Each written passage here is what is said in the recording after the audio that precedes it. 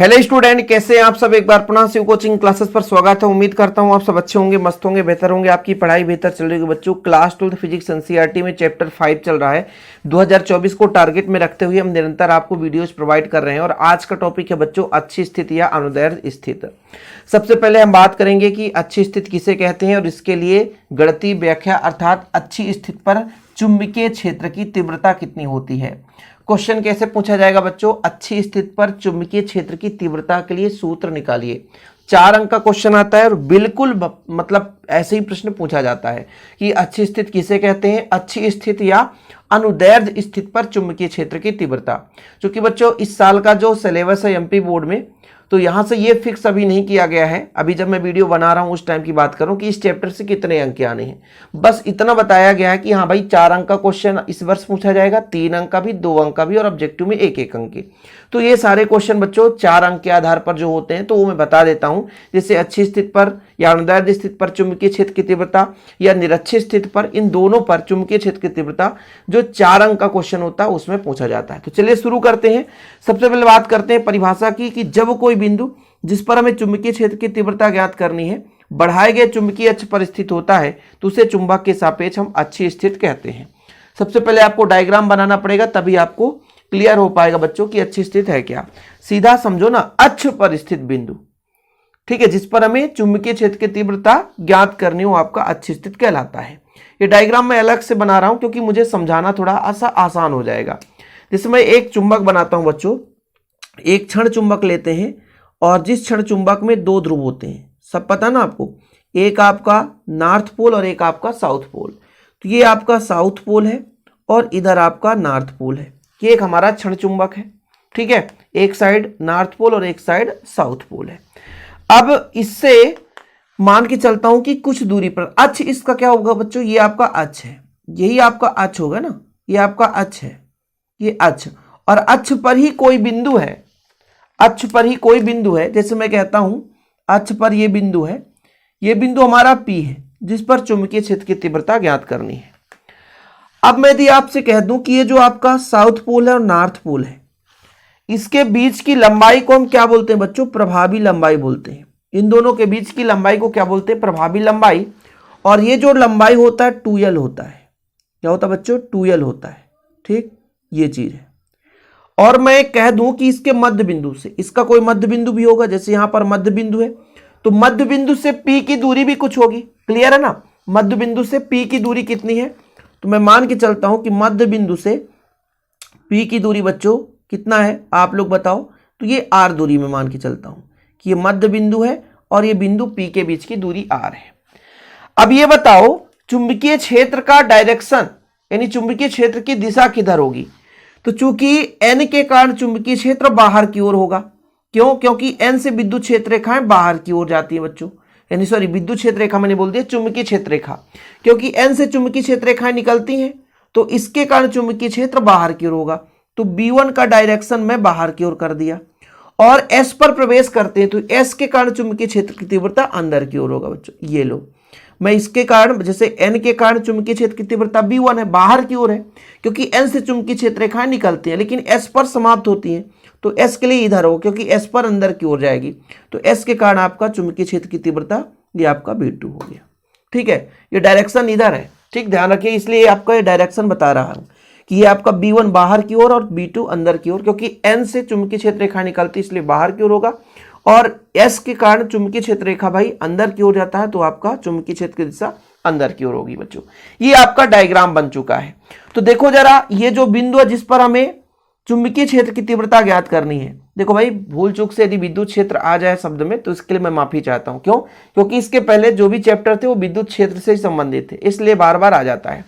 तो देखो बच्चों, मेरे पास NS एक क्षण चुंबक है, ठीक है, जो N और S ध्रुव से मिलकर बना है, जिसकी प्रभावी लंबाई 2l है।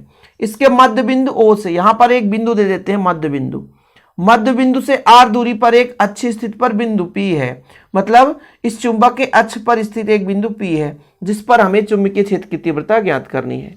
अच्छा बच्चों, N ध्रुव के कारण यहां पर तीव्रता होगी और S ध्रुव के कारण यहां पर तीव्रता होगी, दो चीज आप तो समझो। तो यदि मैं आपसे कह दूं कि चुंबकीय क्षेत्र की तीव्रता कितनी होती है, तो इसके पहले मैंने आपको पिछले थ्योरम में विद्युत क्षेत्र, चुंबकीय क्षेत्र रेखाएं और चुंबकीय क्षेत्र की तीव्रता, ये दोनों चीज एक ही लेक्चर में कराया था कि चुंबकीय क्षेत्र रेखाएं किसे कहते हैं, और इसके पहले बच्चों मैंने उसको चुंबकीय क्षेत्र की परिभाषा भी बताया था, चुंबकीय क्षेत्र की तीव्रता के लिए भी परिभाषा निकाला था। इसलिए आप लोग पुराना वीडियो भी देखा करिए, जो मैं वीडियोज आपको प्रोवाइड कर देता हूं तो प्लीज मैं प्लेलिस्ट में ऐड कर देता हूं बच्चों, तो उसे भी आप लोग देखा करिए ताकि आप लोगों को सीक्वेंस से क्लियर हो जाए, एक दूसरे से संबंध रखते हैं ये, जैसे हमने लेक्चर फर्स्ट कराया वो दूसरे लेक्चर से संबंध रखेगा, ऐसे ही जो हम लेक्चर आप आज करा रहे हैं इसके पहले वाला लेक्चर आपको देखना जरूरी है। चुंबकीय क्षेत्र की तीव्रता का फार्मूला होता है B बराबर μ0/4π, ठीक है, और जिस ध्रुव के कारण उसकी ध्रुव प्रबल, और वहां से दूरी कैसे बच्चों, जैसे n के कारण तो np² हो जाएगा, s के कारण तो sp² हो जाता, तो ये दूरी होता है r²। मैं अभी r सिर्फ डिस्टेंस बता रहा हूं क्योंकि भाई r अलग अलग हो सकता है, यहां से दूरी कुछ और है, यहां से दूरी कुछ और है, o से दूरी कुछ और है, तो ये डिस्टेंस के ऊपर डिपेंड करता है कि r हम कहां कहां से लेकर चलेंगे। फिलहाल ये डायग्राम आपको यहां पे बनाना है परिभाषा के नीचे, जब कोई बिंदु जिस पर हमें चुंबकीय क्षेत्र की तीव्रता ज्ञात करनी हो वो चुंबक के सापेक्ष अच्छी स्थिति पर यदि वो बिंदु स्थित है तो उसे हम अच्छी स्थित कहते हैं, ठीक है, यानी बढ़ाए गए अक्ष पर स्थित यदि वो बिंदु है, ठीक है, जब कोई बिंदु जिस पर हमें चुंबकीय क्षेत्र की तीव्रता ज्ञात करनी है बढ़ाए गए चुंबकीय अक्ष पर स्थित है तो उस स्थिति को हम चुंबक के सापेक्ष अच्छी स्थिति कहते हैं बच्चों। क्या बोलते हैं? अच्छी स्थिति। ये डायग्राम क्लियर है? थोड़ा सा माना लिख लीजिए आप लोग। तो यहां पर आप लोग लिख लो बच्चों, माना NS एक क्षण चुंबक है जिसका ध्रुव प्रबल स्मॉल m है, प्रभावी लंबाई 2l है और क्षण चुंबक के मध्य बिंदु से r दूरी पर एक बिंदु पर जिस पर हमें चुंबकीय क्षेत्र की तीव्रता ज्ञात करनी है। हमने कुछ नहीं किया, जो अभी समझाया ना कि NS एक क्षण चुंबक लिया बच्चों, इसका ध्रुव प्रबल स्मॉल m हमने पहले बता दिया, प्रभावी लंबाई 2l है, मध्य बिंदु O से r दूरी पर एक बिंदु P है जिस पर हमें चुंबकीय क्षेत्र की तीव्रता ज्ञात करनी है। परिणामी निकालना है आपका, यहां पर B1 अलग होगा और B2 अलग होगा, मतलब N के कारण B1 है और जो आपका बच्चों S के कारण वो B2 है। भाई दोनों के लिए अलग अलग तीव्रता होगी ना, ऐसा थोड़ी ना है, दोनों के डिस्टेंस अलग अलग है तो तीव्रता थोड़ी अलग अलग होगी। भाई तीव्रता डिस्टेंस पर निर्भर करता है, यानी किसी भी ध्रुव से जितना दूरी होगा उस पर तीव्रता उतनी ही कम है। तीव्रता कहलाती क्या है? तीव्रता क्या है बच्चों कि भाई साहब किसी भी मान लीजिए चुंबकीय क्षेत्र पर कोई उत्तरी ध्रुव आ रहा है या कोई अन्य ध्रुव आ रहा है, चुंबक क्षण चुंबक जिसे बोलेंगे, तो जितने बल का अनुभव करेगा उसे हम उसका क्या बोलेंगे? चुंबकीय क्षेत्र की तीव्रता। तो यहां पर मैं कह दूं कि n ध्रुव के कारण, n ध्रुव के कारण, n ध्रुव के कारण बिंदु P पर, बिंदु P पर क्या बच्चों? चुंबकीय क्षेत्र, बिंदु P पर चुंबकीय क्षेत्र। कुछ बच्चे कहते हैं सर आप लिखाते बहुत ज्यादा हैं, लेकिन कुछ ऐसी चीजें हैं जिसमें आपको कंप्रोमाइज नहीं करना पड़ेगा, लिखना ही पड़ेगा। B1 बराबर मैंने क्या फार्मूला बताया? μ0/4π, और ध्रुव प्रबल कितना? स्मॉल m, और डिस्टेंस कितना है? O से डिस्टेंस पूछ रहा है, नहीं N से, N से डिस्टेंस, तो N से P तो NP, NP²।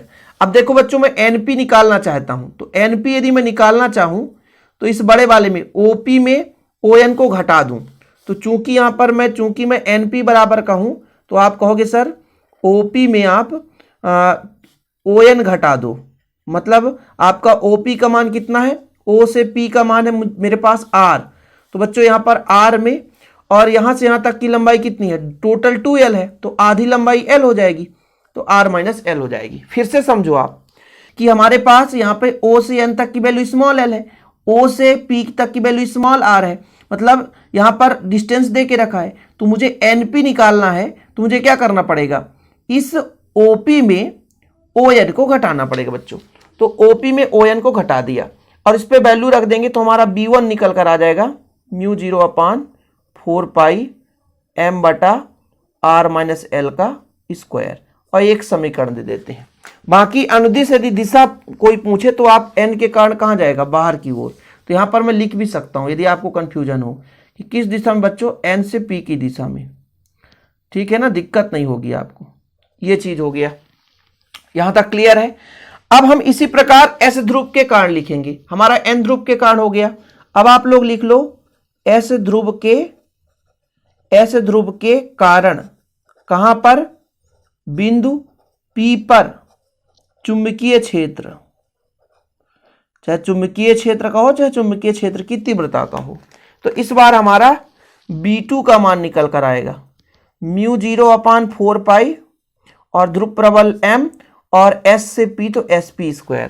अब SP कैसे निकलेगा, देखो SP कैसे निकलेगा, यहां से यहां तक कैसे निकलेगा, यहां तक का मान मुझे पता है और इधर का मान आपका L है, तो R में L जोड़ दो, मतलब OP में OS को जोड़ दो, है ना, OP में OS को जोड़ दो, मतलब R में L को जोड़ दो। तो B2 बराबर निकल कर आ जाएगा बच्चों μ0/4 m/r+L का स्क्वायर, और ये समीकरण 2 आ गया। समीकरण 1 भी क्लियर हो गया, समीकरण 2 भी क्लियर हो गया। अब यहीं से हमें क्या निकालना है, परिणामी चुंबकीय क्षेत्र की तीव्रता। ठीक है, अब देखो दिशा में भले विपरीत है लेकिन n के कारण ये पास है ना, तो ये अधिक होगा और इसमें कम होगा, B2 का मान कम होगा, यहाँ पर बिंदु P पर B2 का मान कम होगा और B1 का मान अधिक होगा क्योंकि n पास में है। तो चूंकि मैं यहाँ पे आपसे थोड़ा सा शेयर करूं कि चूंकि यहाँ पर देखिएगा, चूंकि B1 का मान बड़ा है B2 से, B1 का मान B2 से बड़ा है, क्लियर है। ठीक है, एक ही रेखा में एक ही दिशा पर मतलब कार्य कर रहे हैं, सॉरी एक ही रेखा पर कार्य कर रहे हैं किंतु विपरीत दिशा में है। तो यहां पर आपसे कह सकता हूं, ब्रैकेट में लिख सकता हूं, वह एक ही रेखा में कैसे कार्य कर रहे हैं बच्चों, विपरीत दिशा में, एक ही रेखा में विपरीत दिशा में कार्य करते हैं। वो तो डायरेक्शन से ही बता दिया मैंने, कार्य करते हैं।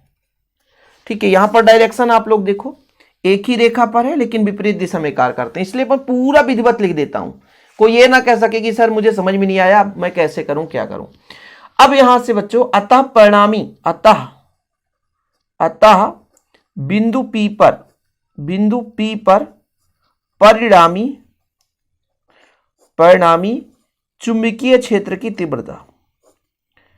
और चाहता ना बच्चों तो इसको मैं 10 मिनट में भी खत्म कर सकता था, कुछ भी नहीं लिखना है, बस B1 रखो B2 रखो और घटाकर बता दो, ये लो आंसर आ गया। तो ऐसे में काम नहीं चलता यार, ऐसे में दिक्कत हो जाएगा। तो आपको परिणामी निकालने के लिए क्या करना पड़ेगा, अधिक में से कम को घटाना पड़ेगा। अधिक आपका कितना है, μ0/4 इंटू स्मॉल m, B1 का मान है बच्चों R-L का स्क्वायर, फिर minus B2 μ0/4 small m R+L का स्क्वायर। ये आपको कैलकुलेशन करना है, बहुत ही आसान है। कैलकुलेट करते समय देखो दोनों में जो भी कॉमन हो उसे आप बाहर ले लो, जैसे μ0m दोनों में है, यहाँ भी, और नीचे आपका 4 कॉमन है, तो ले लो बच्चों। यहाँ पर बचेगा 1/R-L का स्क्वायर और यहाँ पर बचेगा 1/R+L का स्क्वायर। अब दोनों का एलसीएम लेना है, तो μ0m/4 एलसीएम लेंगे बच्चों, तो ये इधर मल्टीप्लाई है इधर मल्टीप्लाई। अब बच्चों इन दोनों का देखो अलग अलग एलसीएम होता है, तो आपसे कुछ ना बने ना, तो इन दोनों को लिख दो बस, आप इधर उधर परेशान मत होना। ना समझ में आए तो दोनों को लिख देना, अलग अलग रहे तो एलसीएम में उनका दोनों को मल्टीप्लाई ही होता है। अब आपसे कुछ समझ में नहीं आ रहा है तो जैसे इसका एलसीएम लिखिए ना, तो फिर भाग देना पड़ता है बच्चों, तो जब भाग नहीं तो ये कटेगा तो ये बचेगा, और नहीं समझ में आ रहा है तो इसका गुणा इधर यानी R+L का स्क्वायर और इसका गुणा इधर। अब तो कोई लोचा नहीं होगा, क्योंकि बायोलॉजी वालों के लिए बहुत दिक्कत है ना, मैथ वाले तो यूं सटासट कर लेंगे, उनके लिए बोले सर ऐसा चीज, ये चीज तुम्हारे लिए ऐसे ही दाएं हाथ का खेल है। हम जानते हैं मैथ वाले होशियार हो आप लोग, लेकिन बायोलॉजी वालों के लिए कैलकुलेशन थोड़ा सा कठिन होता है। देखो A² + B² + 2AB, ठीक है, यही है ना, A² + B² + 2AB, और फिर माइनस का चिन्ह लगेगा, ब्रैकेट लगा दो, A² + B² - 2AB। ऐसा क्यों हो रहा है, क्योंकि भाई A + B का whole square A² + B² + 2AB होता है, A - B का होल स्क्वायर क्या होता है, A² + B² - 2AB होता है। और नीचे बच्चों A + B और A - B का सूत्र क्या होता है, A² - B²। बाकी वर्ग लगाए तो वर्ग लगा दो भाई, A - B, A + B का सूत्र होता है A² - B², A + B और A - B का सूत्र होता है A² - B², और वर्ग लगा दोनों में, इसलिए हमने वर्ग लगा दिया। तो कंफ्यूज मत होना कहां से कहां क्या हो जाएगा। अब देखो बच्चों ये R² से R² माइनस कट जाएगा, एल स्क्वायर से ये माइनस कट जाएगा, बचेगा 2RL और minus minus plus, minus minus plus तो 4RL, यानी म्यू जीरो अपान 4 पाई तो ही है, और यहां पर बचेगा बस 2 और 2 कितना हो जाएगा 4, ठीक है। और बच्चों आपका m ऑलरेडी है और RL है, तो आपको LR लिखना है या RL लिखना है, और नीचे का कहानी R स्क्वायर माइनस L का स्क्वायर। अब देखो बच्चों थोड़ा सा देखिएगा, इसको मैं अरेंजमेंट करके यहां पे क्लियर करता हूं ताकि आप लोगों को डाउट ना हो सके। म्यू 0/4 पाई है, इसको रहने दो। अब एक काम करो कि यहां पे बच्चों प्रभावी लंबाई क्या होता है, 2L होता है, प्रभावी लंबाई 2L, तो 2 कर दिया मैंने, ठीक है। 2 इंटू ठीक है, प्रभावी लंबाई 2L होता है और ध्रुव प्रबल स्मॉल m होता है, और R इधर कर दिया, कोई बात नहीं है। बाकी इसको मैं थोड़ा सा अरेंजमेंट कर रहा हूं ताकि आप लोगों को दिक्कत ना हो सके। और ये अरेंजमेंट क्यों किया भाई, आप जानते हो ये 2 है, 2 का 2 से मल्टीप्लाई करोगे तो 4 आएगा। ऐसा इसलिए किया क्योंकि आपने पढ़ा होगा कैपिटल M चुंबकीय आघूर्ण, ध्रुव प्राबल और प्रभावी लंबाई का गुणनफल, ये आपका चुंबकीय आघूर्ण है। इसलिए B बराबर ये म्यू 0/4 पाई रहने दीजिए बच्चों, ये 2 है तो 2 रहने दीजिए, और इसका मान जो आपका कैपिटल M हो जाएगा, R है तो R रहने दीजिए, और नीचे हो जाएगा R square minus L square का स्क्वायर। ये चीज निकल कर आ गया। अब ये बोला गया कि यदि L का मान बहुत छोटा हो, मतलब ये P बहुत दूरी है बच्चों, मतलब अत्यधिक दूर स्थित है, तब उस दूरी यहां से R की अपेक्षा L का मान बहुत कम हो जाएगा। भाई क्षण चुंबक छोटा है, ठीक है, तो L का मान कम हो जाएगा, और ये बिंदु P यहां पर है, तो इस R की अपेक्षा L का मान छोटा हो जाए, ठीक है।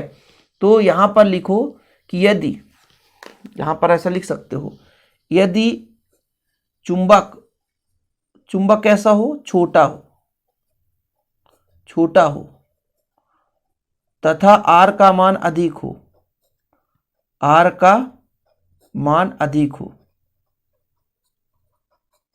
अर्थात जो R का मान बच्चों अधिक हो और L का मान छोटा हो, तब L की उपेक्षा करने पर, इसलिए लिख रहा हूं ताकि एग्जाम में आपके एक भी नंबर ना कटे। जब हम L की उपेक्षा करेंगे बच्चों तो यहां पर देखिए कितना आएगा, B बराबर निकल कर आ जाएगा म्यू 0/4 पाई और 2mR, नीचे आ जाएगा 2 दूना 4, R का घात 2 है, और ये 2 हो जाएगा क्योंकि L की उपेक्षा कर देंगे। तो बच्चों यहां पर बचने वाला है म्यू 0/4 पाई 2m, एक R से R कट जाएगा तो R³ बचेगा क्योंकि 2 दूना 4 है। और यही बच्चों अच्छी स्थिति पर चुंबकीय क्षेत्र की तीव्रता है, यही हमारे पास अच्छी स्थिति पर चुंबकीय क्षेत्र की तीव्रता है। यदि इसका डायरेक्शन देखो तो n से p डायरेक्शन पे होगा, क्योंकि p मतलब जिधर अधिक होगा उसी डायरेक्शन पर चुंबकीय क्षेत्र होगा, ठीक है। ये चीज आ गया। उम्मीद करता हूं कि आप लोग क्लियर समझ गए होंगे। इसका यदि मात्रक भी लिखना है तो आप टेस्ला लिख सकते हैं, यहाँ पर टेस्ला, क्या लिख सकते हैं, टेस्ला। तो ये आ गया अच्छी स्थिति पर चुंबकीय क्षेत्र की तीव्रता। एक क्रम से यदि आप करते हैं ना, लाइन बाय लाइन, तो कोई दिक्कत नहीं होगी, आप उसे आसानी से कर सकते हैं। और आप सोचें कि भाई साहब हम बाद में लिखेंगे तो दिक्कत है बच्चों। और इसका यदि हैंड रिटन नोट्स लेना है तो कांटेक्ट नंबर मैं आपको दे दूंगा 9685299149, इस नंबर पर आप कांटेक्ट करके नोट्स ले सकते हैं।